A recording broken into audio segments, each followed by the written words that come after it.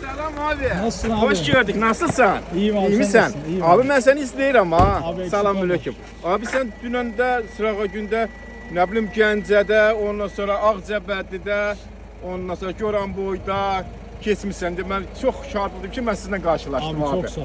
Abi nə qulluq eləyim sənə? Abi kendine iyi bak. Çox sağ ol. Yeter.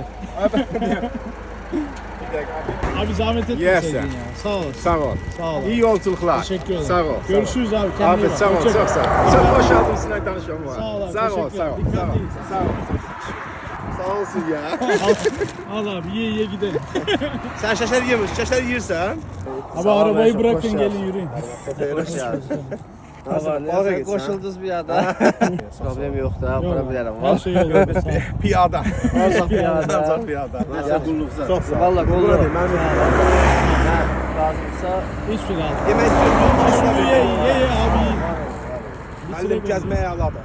Həqiqət. Qəşəydir, piyadə özdə. söhbət edir. Söhbət, zaten. Tanımadığın insan var. İyi abi Sağ görüşürüz olun, kendine bak. görüşürüz. Görüşürüz abi. Bunlar tatlı oluyor ya. Bu bölgənin qoyunu deyirlər ki, əti yaxşıdır.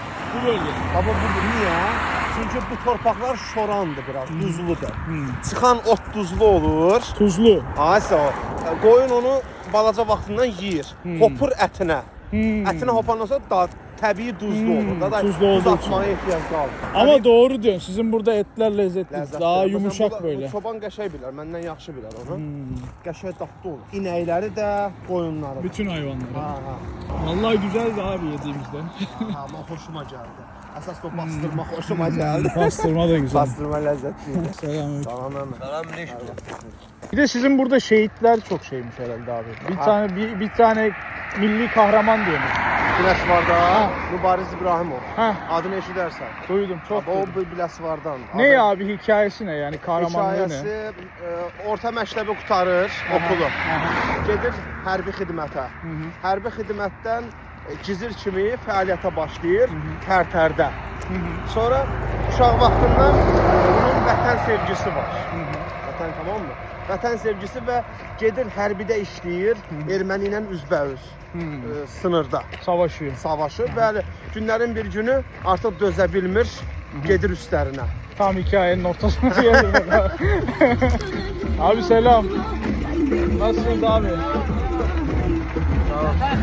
Karşıda durdular dediler ya dönünce. Sen Alabah'ta da görüşmüştük seninle. He biliyorum abi. Bu üçüncü. Üçüncü.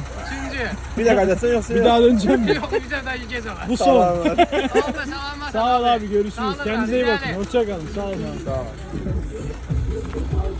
Müziği de açmışlar.